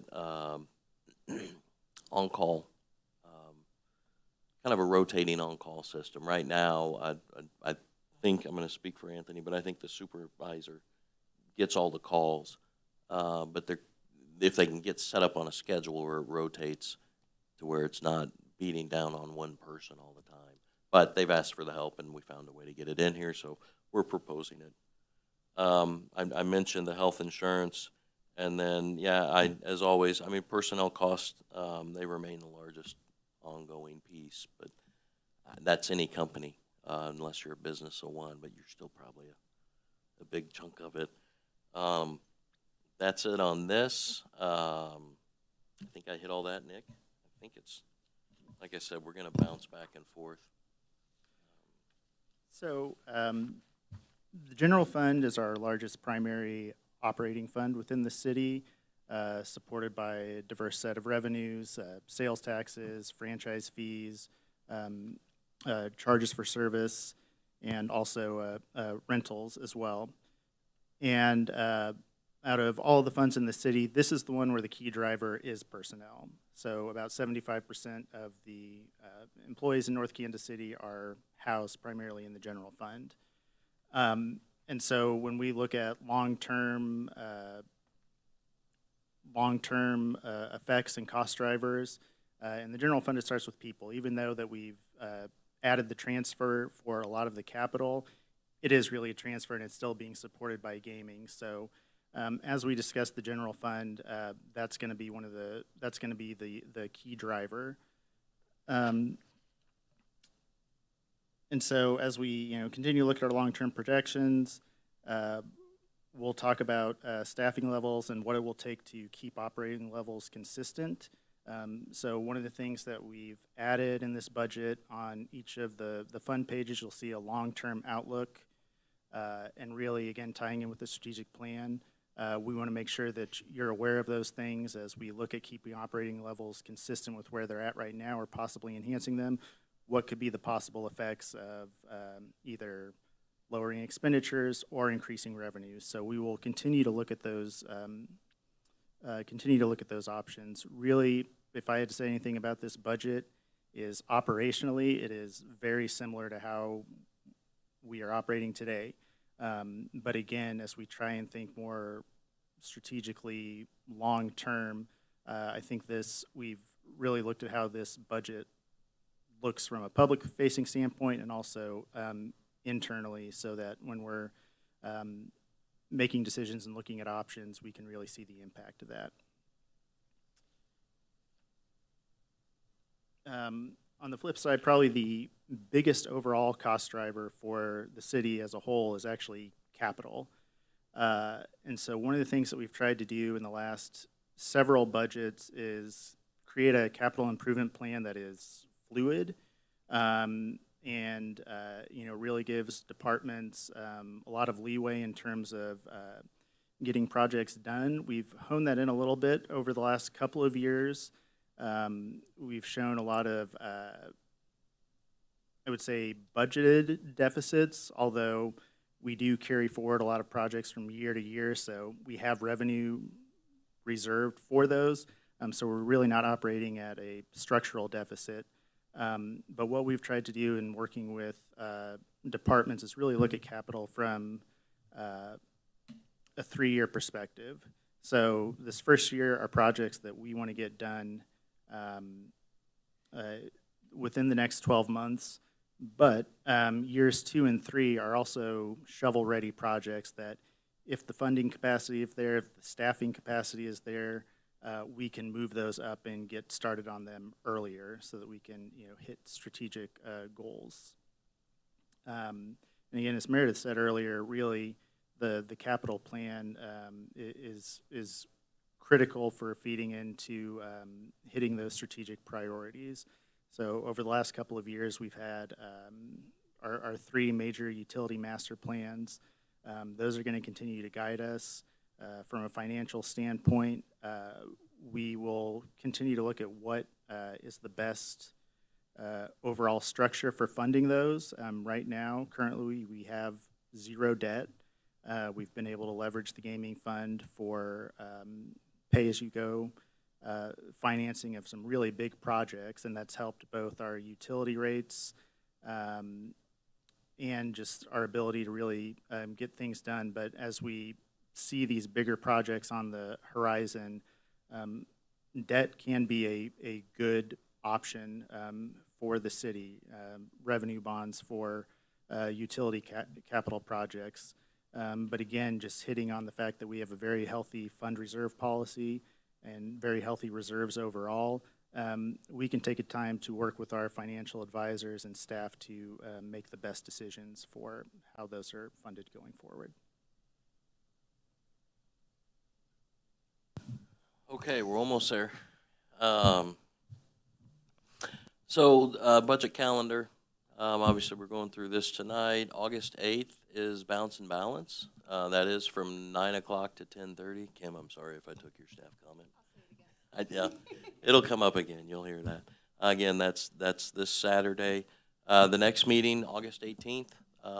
We've got it on there for updates, follow-up discussion if it's needed. If for some reason you all think this is wonderful tonight and say come back with it adopted, we'll do so. Kidding, humor. And then September 1st is also, discussion and slotted out. Now we expect property tax hearing on the 22nd. As a reminder, part of the consent tonight was moving the September 15th meeting to September 22nd because of Missouri Municipal League. So 22nd, we're hoping to have the property tax hearing, and then October 1st, the budget year begins. I think we've hit all of our stuff, but now the big thing is council discussion. Any questions? Are there parts of the budget that you have questions about? Are there changes you would like to see? Councilmember Saper? This is a time when I make an ask of the community. Come to us with any comments you have on this budget. We've taken a look at it. I'm confused by some of it. Some of it's been explained to me. Some of it may be confusing to you. Come forward and ask the council, and if we don't know the answers, we'll go to others who might know the answers. And if we can't get an answer, then that becomes an issue for the budget. But come to us. Thank you. Councilmember Wells? Yeah, thank you, Councilmember Saper. I echo that absolutely. All of this is easier when people reach out to us and give us their feedback. So definitely encourage that. I did have one specific question about the communications budget that I was just hoping that you could add some clarity to. And there may have been discussions and things that predate when I was appointed to this seat. So I'm fully acknowledging that I might just be, not in the know on this. But I believe it's been sort of an ongoing goal to extend fiber optic internet service to the apartment communities. And I don't really see anything about that in the budget. It seems more of a maintaining the infrastructure and supporting current operations. Is that something that's still being discussed at the city level? It's in the process right now with Spanish 8. NOCIX has ordered the equipment. It's not complete, but last I talked to them, I want to say they said about a month. But yeah, they've ordered the equipment. The poles are up, the wires are run. So that's the pilot project.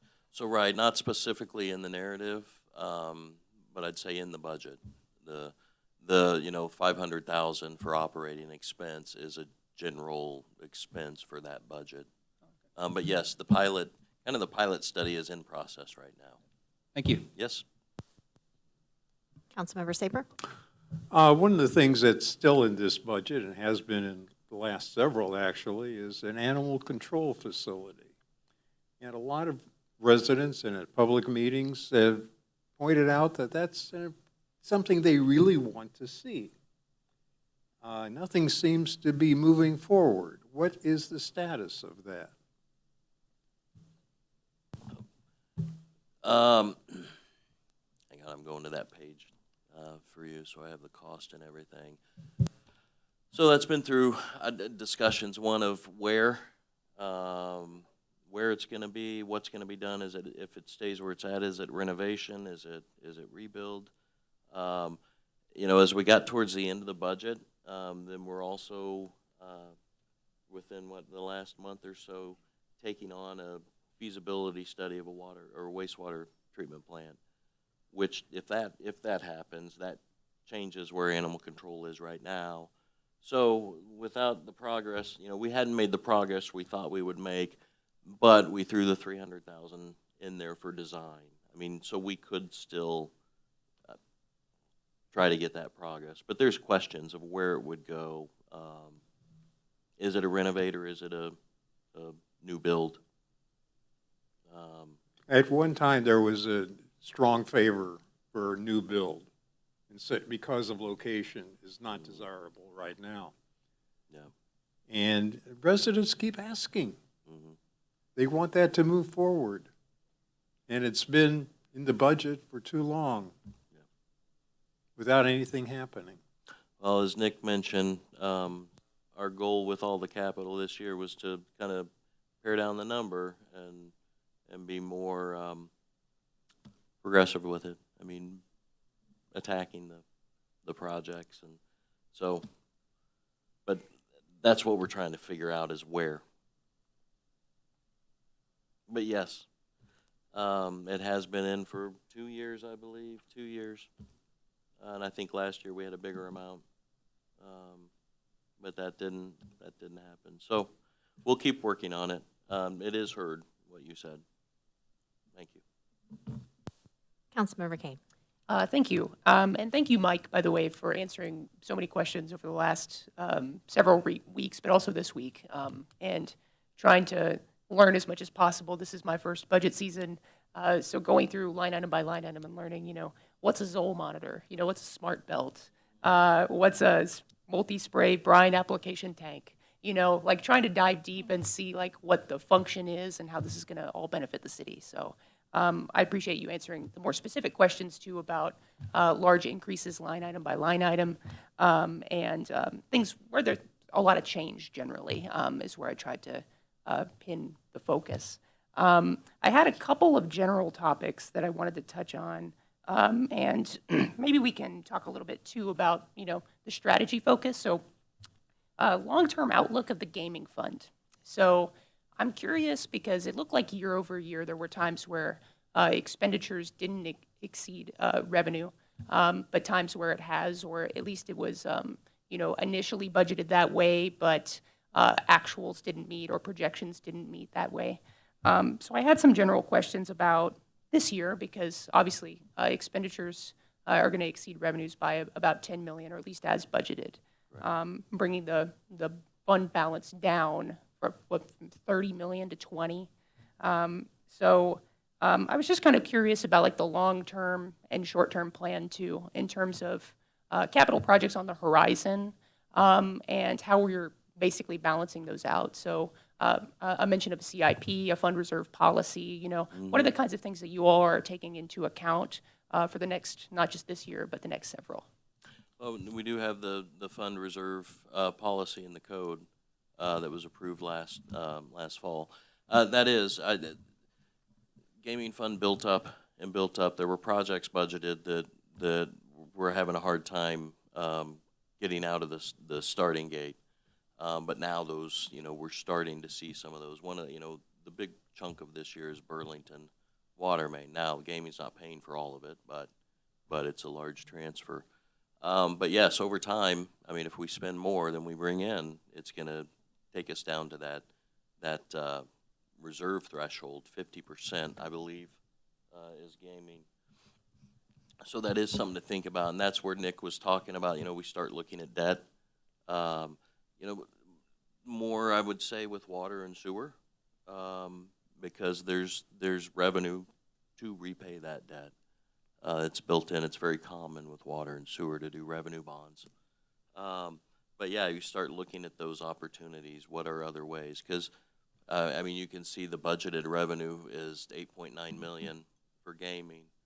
So right now, while we have a healthy reserve and we can plan ahead and take care of some things, I mean, there will come a point where, just like at home, we have to keep that reserve for emergencies and whatnot. So, I mean, that's our goal, is to start looking at, as Nick mentioned, we don't have any debt. I don't know how long it's been since the city has had debt. Not since I've been here, I don't know. I'm looking around a little bit. I would say at least, probably since the casino came and the gaming fund started. it's not a bad thing if you do it right. So kind of a long answer, but yeah, we do have the policy already set in place.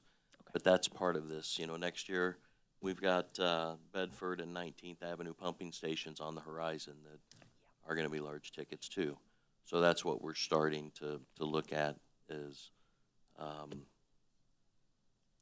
what does financing that look like, at what level? How much does gaming kick in? So a lot of that 18 million then was tied to projects that were delayed, basically, and are coming due at this point, and we're going to start working on it. Correct. Two of the big ones, Burlington Water Main, Purina Mill, has been on the, I say the books. I mean, since I've been here. I mean, a long time.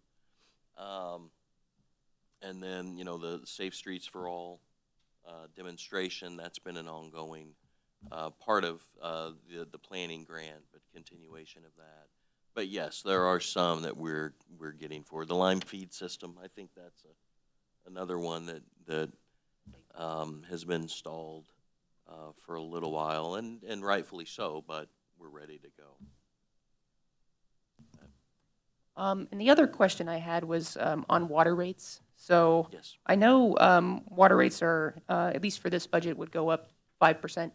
And thank you, Mike, by the way, for making that, a total dollar breakdown too, to try to see between, residential apartment sales and then industrial.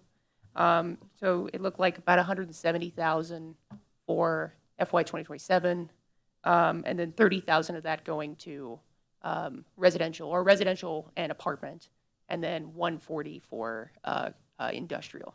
Yes. So I was just curious, like, what elements go into the rate increase? Like, what are you all, the variables that you all are assessing, and, to come up with that 5% figure? And then, two, just a little bit of the history, any rate increases in past years, and, like, kind of the background on that.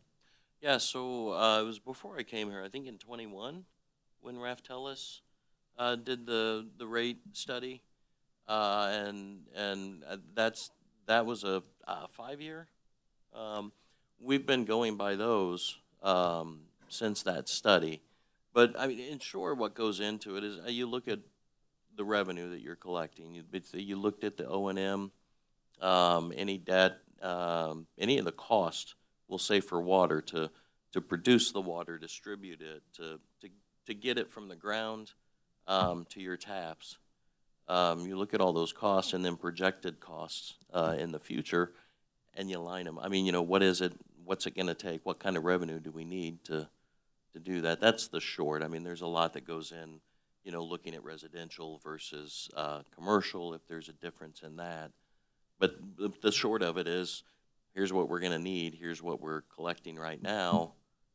Here's what we're going to need to increase.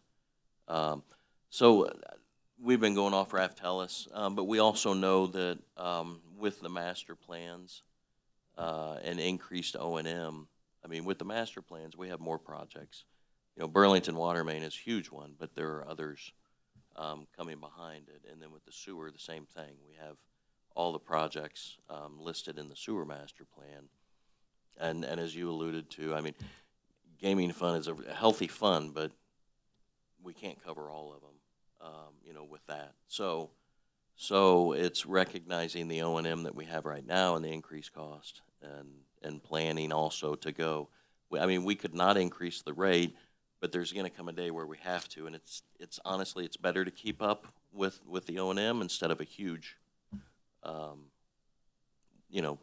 wham to the residents. So that was done in the past. Before I came, but I know.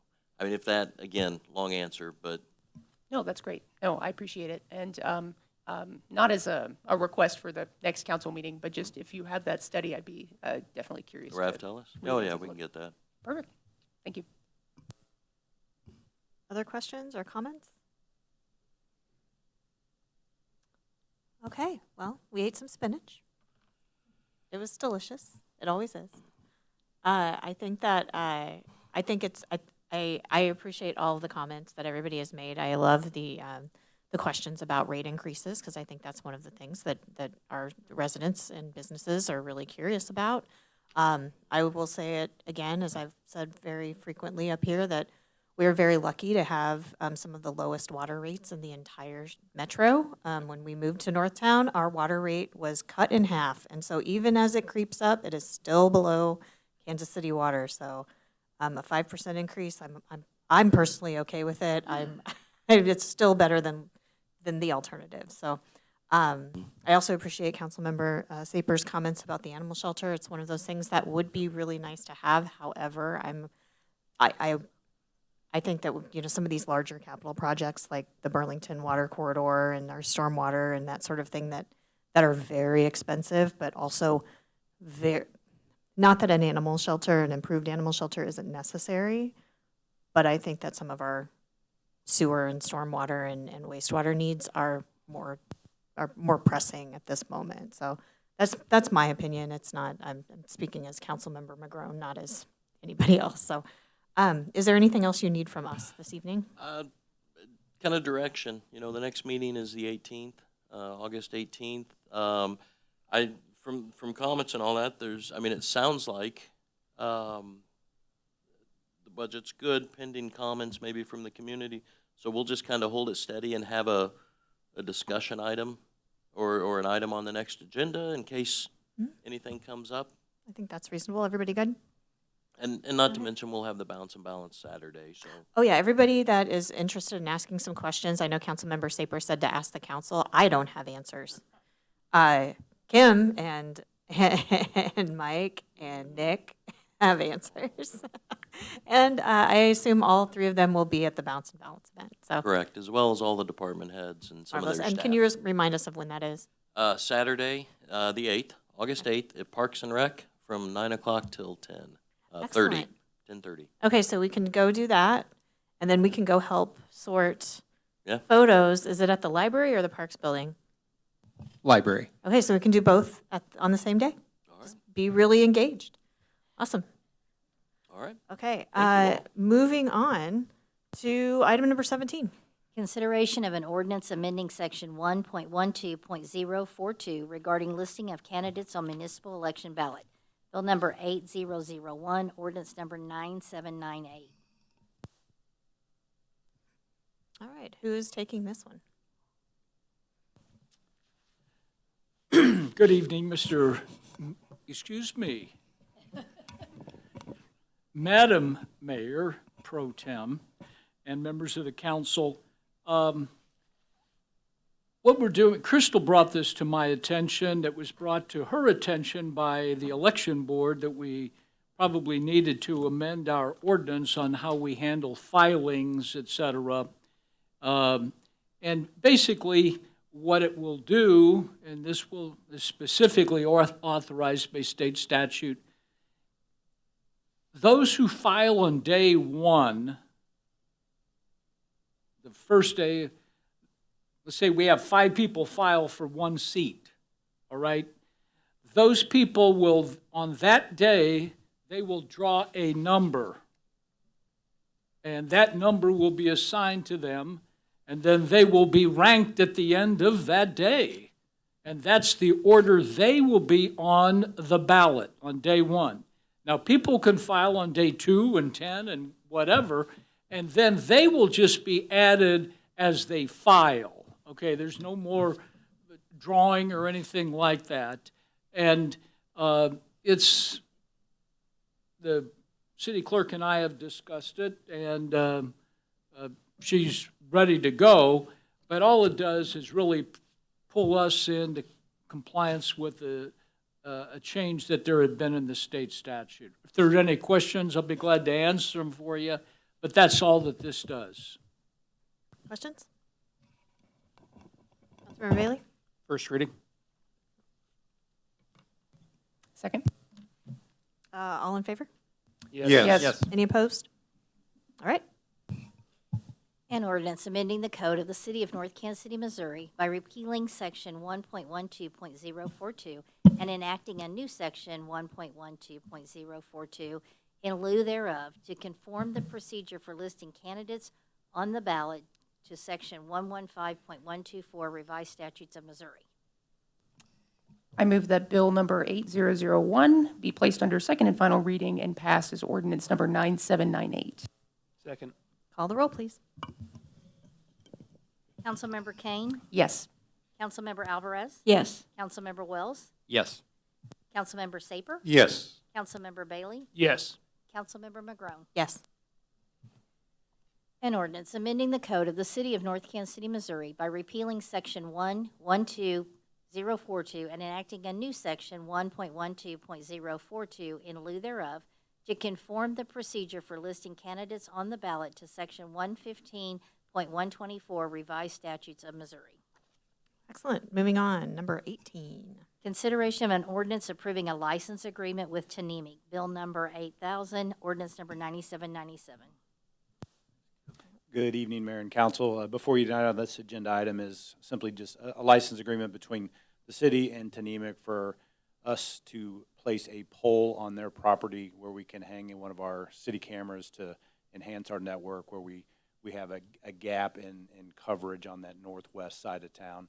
We have several of these already in place, I think 5 total by my recollection, 2 with Armor District LLC, 1 with Regal, 1 with Store Safe, and 1 with Brown and Company out off of Shoto. So again, this prepared by Councilor Barzee to protect the city and protect Tanemic, and happy to answer any questions about it. Any questions from council? All right, is there a motion? First reading. Oh, all in favor? Yes. Yes. Any opposed? All right. An ordinance adopting and approving a license agreement by and between the city of North Kansas City, Missouri as licensee and Tanemic Company Incorporated as licensor for the use of a small certain piece of real property owned by licensor adjacent to the west right-of-way line of Burlington and north of 23rd Avenue in North Kansas City, Missouri. I move that Bill number 8000 be placed on second and final reading and passed as ordinance number 9797. Second.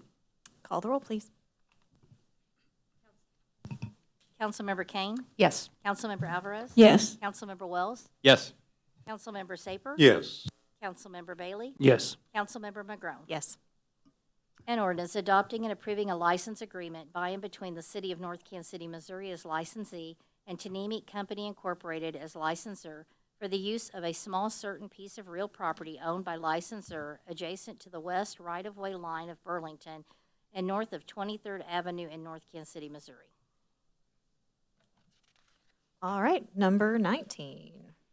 Consideration of an ordinance approving accounts due and payable by the city through July 31st, 2026. Bill number 8002, ordinance number 9799. First reading. All in favor? Yes. Yes. All right. Any opposed? All right, go. Getting ahead of myself. An ordinance authorizing payment for certain accounts due and payable by the city through July 31st, 2026. I move that Bill number 8002 be placed on second and final reading and passed as ordinance number 9799. Second. Call the roll, please. Councilmember Kane? Yes. Councilmember Alvarez? Yes. Councilmember Wells? Yes. Councilmember Saper? Yes. Councilmember Bailey? Yes. Councilmember McGrone? Yes. An ordinance authorizing payment for certain accounts due and payable by the city through July 31st, 2026. All right, next up is staff comments. All right, we're going to start out with Kim, and then Chief Freeman, and then I'll end it. As promised, I am re-inviting everybody to Bounce and Balance. It's at 9 o'clock. It's from 9 to 10:30 a.m. at Mackin Park, and also at Mackin Park is the ribbon cutting and community kickoff for the community compost bin. So we are doing that at the one in Mackin Park. It's over by the Ball Diamonds, and that's at 10. So you can actually do 3 events this weekend, including the one at the library. Good evening again. August 14th, 6 p.m. to 8:30, I believe, is National Night Out at Mackin Park. This is our 3rd iteration of National Night Out. It does continue to grow. Talking about the Northtown Days and festivals, how they start small and continue to grow. This is continuing to grow for us and becoming a more well-attended event, and we always try to bring new things. National Night Out is a concept of bringing the community and law enforcement together and originally constructed to fight crime, right? Talk about ways to do better together. And so just a reminder, August 14th, 6 o'clock at Mackin Park, and followed by movie night in the park as well, right? Concert is what I meant to say. And because they sat here all night, I just want to give recognition to some of my staff that did the majority of the work in helping prepare the police department's budget for your review. Major Holm is here, Sergeant Harmon is here, and Major Kimmel just stepped out, but they're the ones that did the majority of the work on the police department's budget, and I wanted to give them the recognition that they deserve. Thank you. Those are kind of my Councilmember Alvarez, comments. 1 second. Oh, sorry. Yeah. I'm sorry, what time did you say the Friday night out? August 14th. But no, what time? I have. Oh, 6 o'clock. I have 4:30 to 7. Okay. Okay, just say it. Show up when you want. Just thought I would point that out. Okay.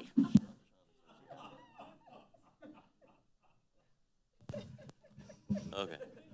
Well, kind of like Kevin mentioned his staff, I was going to commend the department heads again with the budget and thank the council for the questions ahead of time and the discussion tonight. I appreciate it. And then also I was just going to share with you, I will not be at the next meeting on the 18th. However, please send, any further questions, comments that you hear, please send them in. But I've joked with the department heads, I'm trying to load that agenda up since I won't be here. No. Anyway, thank you again for tonight. All right, we're going to move on to council member comments, starting with Councilmember Kane. Yes, thank you. First, I want to thank Tara for making public comments tonight. Congratulations on your reappointment. Tonight, I don't want to take too long on public comments, but just to run through and call out some events. We've already mentioned the triple play on this Saturday, so I won't mention that. Tuesday, August 11th is City Hall Selfie Day, by the way. So if you want to come take a photo in front of City Hall, you can. Put it on Instagram, Facebook, whatever people are doing these days, and use hashtag City Hall Selfie or hashtag NKC City Hall Selfie. So that's a fun time. Celebrate public service and a show of pride in our city. Next Wednesday, August 12th, NKC BPAC will be hosting a Northtown bike audit starting at 6:30 at 23rd and Swift. So for those that are familiar with the walk audit concept, it's just been adapted for bikeability and safe cycling infrastructure. So they're going to make some recommendations based on that as well. So again, that's Wednesday, 6:30, 23rd and Swift. On Thursday, August 13th, NKC New Neighbors is hosting an end of summer happy hour at Rewind Video, 10% off all tabs for NKC residents. So be sure to show up. And then finally, National Night Out. So folks go out to Mackin Park at 4:30 and be sure to, I confirmed, I checked our Facebook page. Councilmember Alvarez is correct. Okay, great. Please make note of that. Hey, we'll see you all there. Councilmember Alvarez. Yeah, I just wanted to say thank you to Tara again for coming out. I know she did a great job on being on the Crummett committee, so I agree. I love looking at the boxes that were wrapped with the pictures and things that the kids did, or whoever, the adults did too, but it looks really great, so I enjoy seeing those too. Also, I just wanted to say, yes, August 8th, the Bounce and Balance, I know we've talked about that, but again, 9 to 10:30. And then right after that, you can go to the library for the information there in the Historical Society. And then August 14th, again, the National Night Out, 4:30 to 7. And then right after that is the movie in the park, so bring your chairs, blankets, concert, sorry. So bring your chairs and blankets and stay for that. And then I also want to say thank you for all the work that was done on the budget.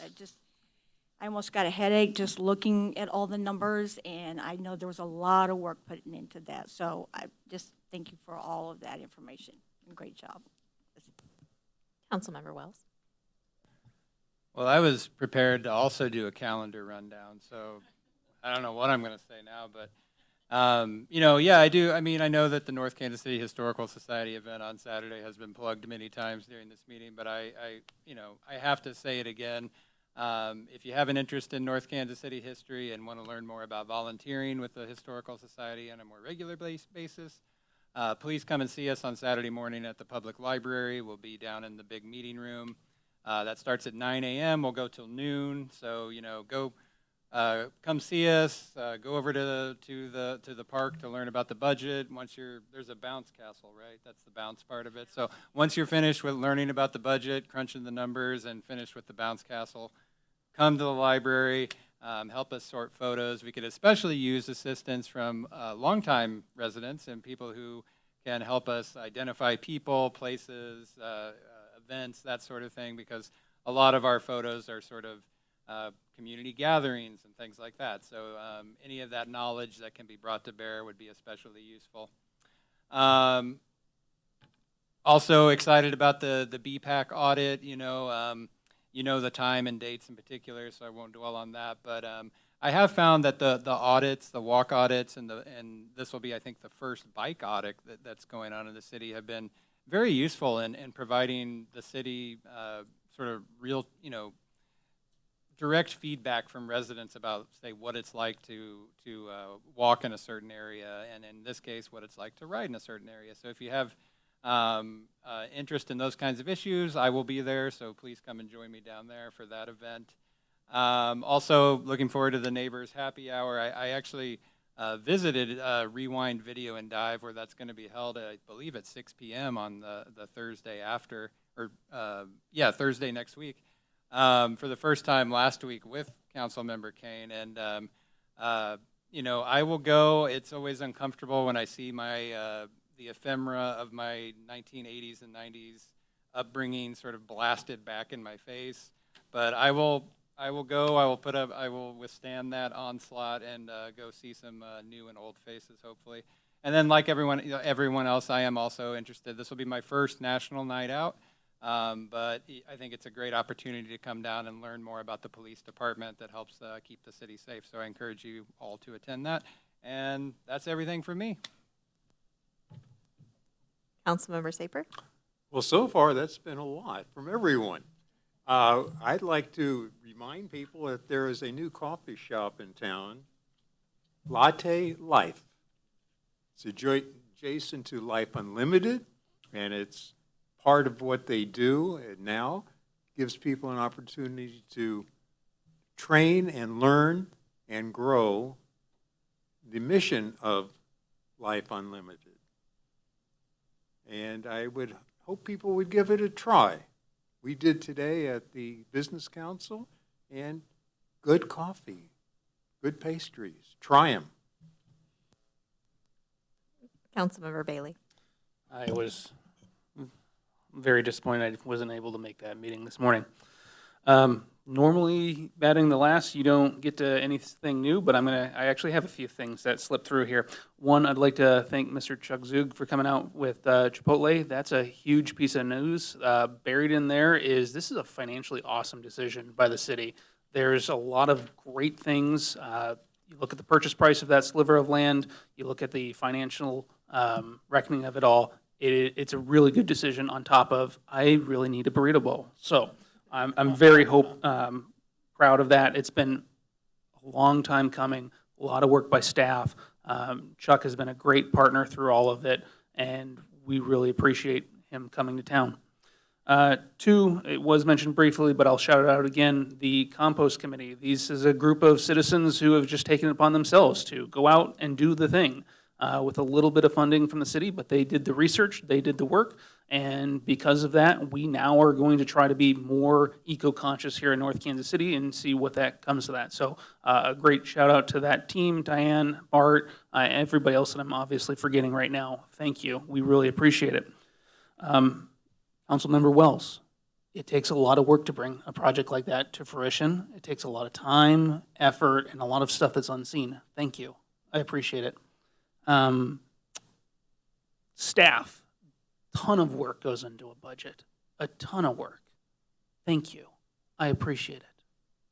And then lastly, the New Neighbors is looking, if you want to buy a coffee cup, that will help fund a New Neighbors package for people who are moving in. It's $20, get a cool coffee cup, go out and find them. Jack Cooley is one of the guys accepting money, so, you know, good opportunity to put $20 in Jack's hands. Excellent. I don't have a whole lot more to say, but I will say it anyway.